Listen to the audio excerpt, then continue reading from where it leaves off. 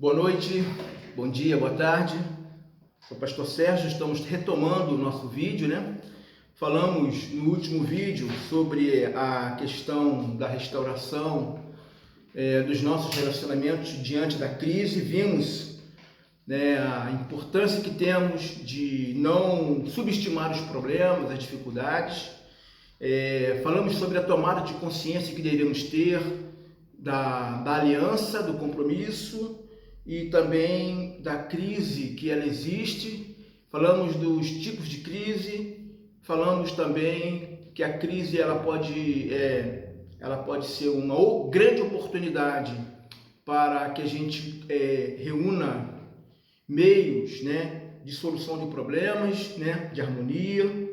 Falamos sobre também a questão de você não fugir da busca por um auxílio, por uma ajuda, por um conselho, né? Abrir o seu coração, não achar que isso é uma derrota, que não é, que é uma fraqueza, que não é.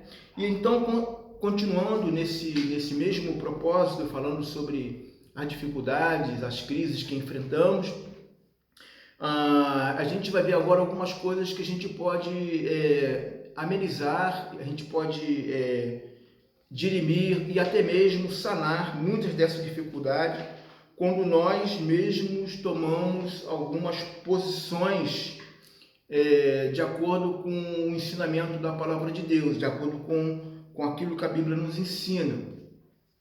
Uma coisa que é importante que nós devemos fazer quando nós estivermos em meio à dificuldade, a questionamento, a luta, né, ao enfrentamento, entender que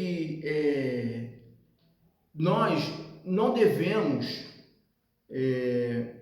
vou dizer assim, atribuir ao outro, né, a outra pessoa, ao cônjuge, à esposa, aos filhos, aos pais, a culpabilidade, o erro, porque é muito fácil a gente ver nos outros os erros do que em nós mesmos, Então essa confrontação dos erros, né, nos relacionamentos, a gente sabe que nós erramos, já falamos sobre isso, ela é muito importante dentro do relacionamento familiar, do relacionamento conjugal, e isso precisa ter uma mudança muito grande. A gente não pode fazer de um conflito um confronto, né? O confronto é aquele que quer aniquilar, o conflito é um debate de ideias, né, de posicionamentos. Então, a crise nos proporciona essa conversa, esse diálogo, a busca por uma solução de coisas que sejam prazerosas e saudáveis para a comunidade familiar. Então, falando da família, ou para a sociedade, se falamos da sociedade, ou da igreja, se falamos da igreja, né?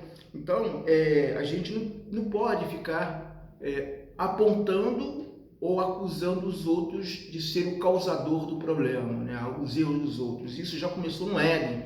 Já falamos sobre isso, que quando Deus pergunta sobre Adão, ele coloca a culpa na mulher, coloca a culpa em Deus, porque disse, essa foi a mulher que você me deu, a Eva coloca a culpa na serpente, ou seja, ninguém assume a sua responsabilidade. Então, atribuir ao outro, né, ao cônjuge, ao filho, ao marido, à esposa, ao pai ou à mãe, se você for solteiro, a questão dos erros é fácil, mas nós precisamos o quê? Dentro do ambiente familiar, saudável, cristão, bíblico, mudar esse tipo de comportamento, esse tipo de posição.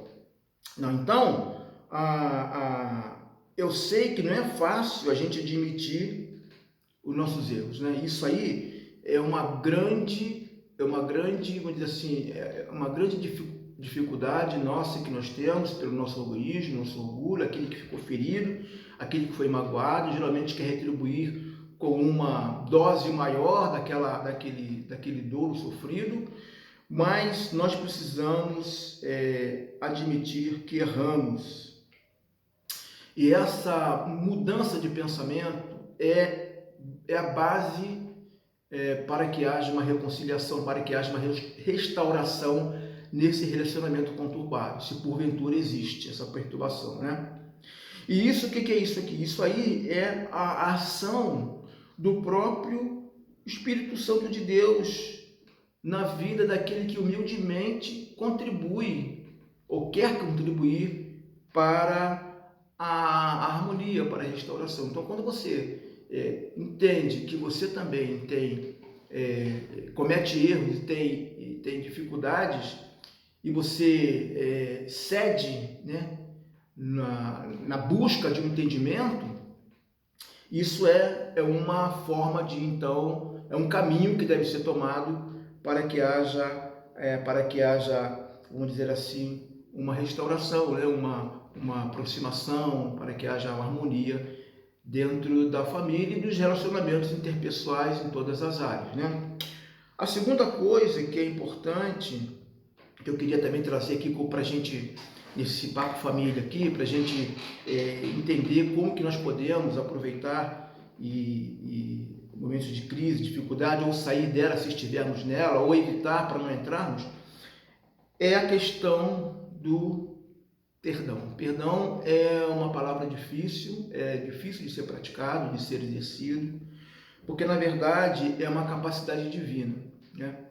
É algo que vem da própria divindade e que nós precisamos praticar, exercitar nas nossas vidas, nos nossos relacionamentos, né?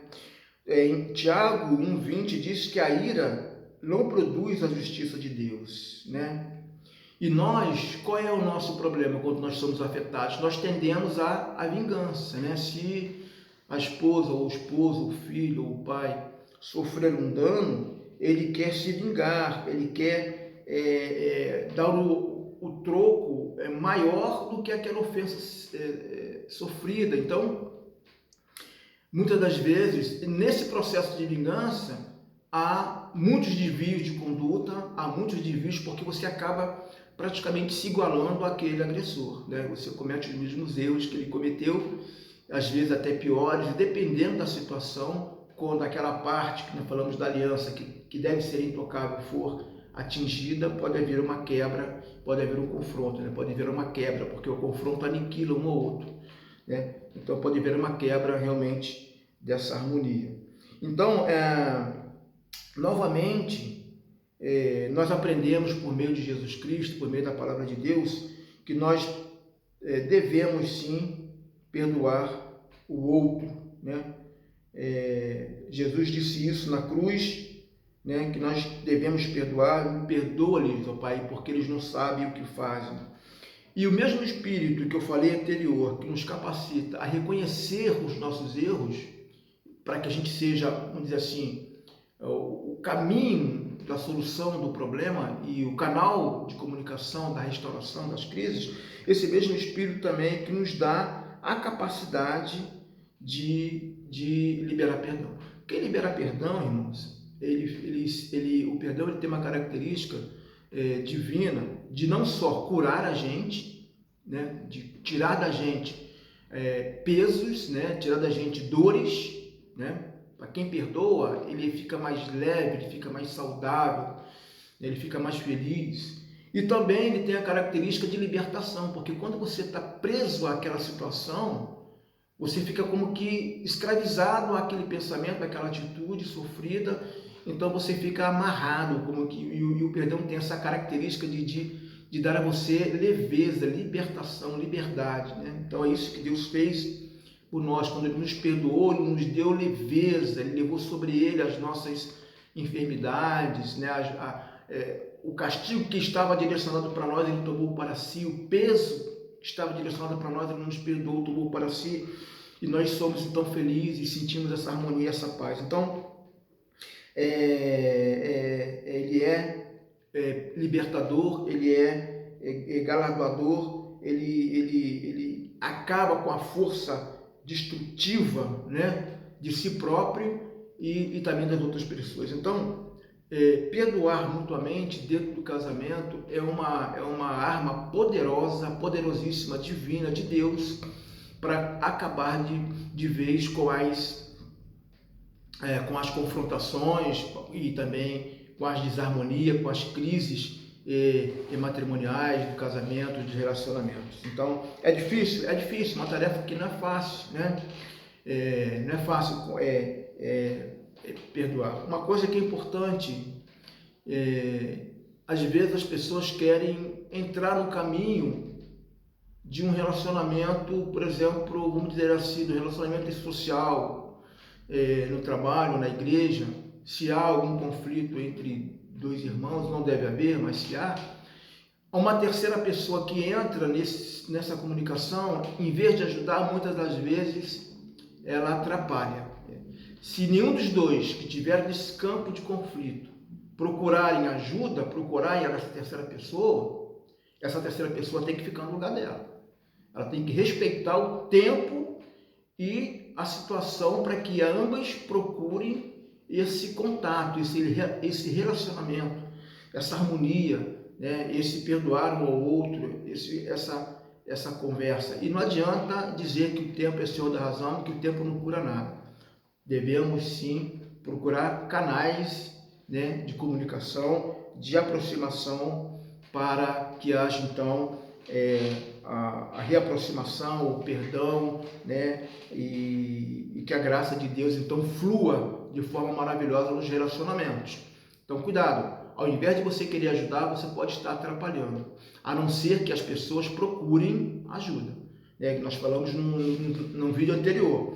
Se o casal está com dificuldade, o casal pode procurar ajuda, os dois devem procurar ajuda, é uma sugestão, nós falamos, tá?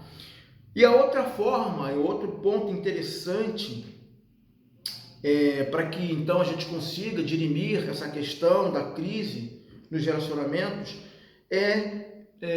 a sugestão aqui do nosso estudo é reaprender a amar, né? A Bíblia fala em 1 Coríntios 13:8, né, que o amor jamais acaba. É interessante que numa comunidade, numa igreja, o apóstolo Paulo, né, escreveu lá em 1 Coríntios, uma igreja que tinha bastante conflito, né, orgulho, disputas, relacionamentos familiares, né, disputas familiares, traição, uma série de pecados. E foi exatamente nessa igreja onde a mais bela e a mais linda poesia de amor foi escrita na Bíblia Sagrada, que é 1 Coríntios capítulo 13. E no versículo 8, o apóstolo Paulo diz que o amor jamais acaba. E o que nós vemos hoje em dia é que existem cada vez mais pessoas carentes de amor. Isso é triste, né? E mesmo pessoas casadas, né? Pessoas casadas carentes de amor. Então, o que nós precisamos fazer? Reaprender a amar. Né? Os relacionamentos, as pessoas, elas não são descartáveis, né? Vivemos hoje na época do descarte, tudo é descartável, os relacionamentos são descartáveis, os pais são descartáveis,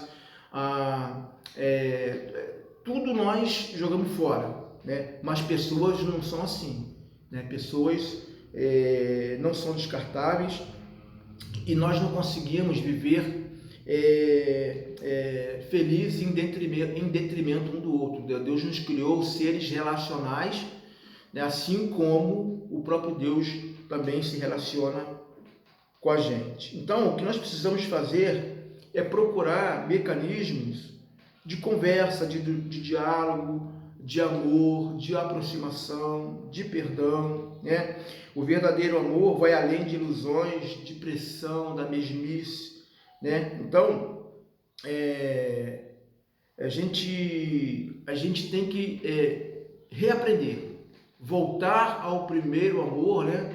Quero voltar ao início de tudo, em todas as coisas, não só na vida espiritual, né? Na vida relacional do marido e mulher, dos filhos, voltar ao princípio, relembrar as coisas, pega o álbum de fotografia lá do seu casamento, se você é casado, né? Ver as fotos lá, já velhas, né? Ver os vestidos da época, né? Lembrar das pessoas que estiveram, procurar restabelecer uma conexão com o princípio. Para quê? Para que a aliança não seja quebrada. Porque é muito triste quando isso acontece, né? Claro, as pessoas têm a oportunidade de um recomeço e nós estimulamos isso, né? Para que as pessoas se recomecem, né? Mas nós também orientamos e sugerimos que aqueles que estão juntos, unidos, né, não se separem. Aqueles que estão colados, lembra do verbo unir lá no início, né, não descolem, né, e não quebrem a aliança que está no patamar superior.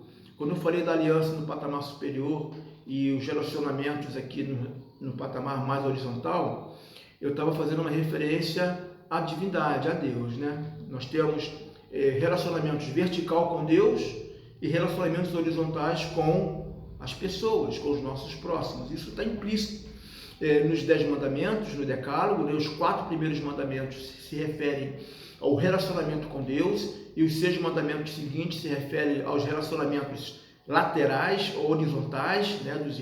Entre nós, entre os seres humanos. E quando Jesus estava aqui na Terra, que ele disse que ele praticamente, entre aspas, né, reduziu os 10 mandamentos em 2, ele disse: amai a Deus sobre todas as coisas, ou seja, relacionamento vertical, e ao próximo como a ti mesmo, relacionamento horizontal. Então, esse princípio a gente deve ter também no nosso relacionamento. O casamento, diante de Deus, ele é um relacionamento vertical e também horizontal quando nós, né, exercitamos ali a harmonia, a paz, o amor, né, e a felicidade, né, nos relacionamentos. Então, pratique isso, né? Pratique isso. Para todo casamento em crise há sempre solução e superação. Não importa qual seja o motivo da dificuldade, não importa qual seja o motivo, sempre há a busca e deve haver a busca pela superação, pela recuperação. Nós não somos descartáveis, as pessoas não são descartáveis. O legal é você reconstruir pontes, né?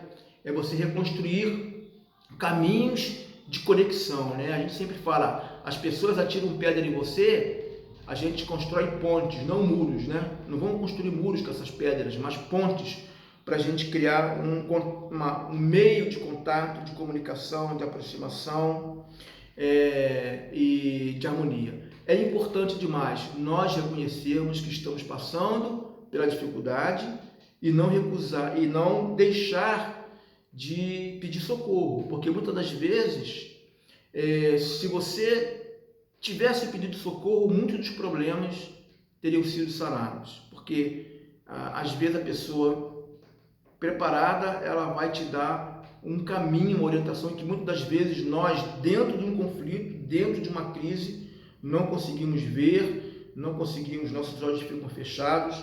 Então, não sofra sozinho, não sofra sozinho, por favor. Procure ajuda, procure auxílio, procure a palavra de Deus, o Espírito Santo de Deus também capacita você.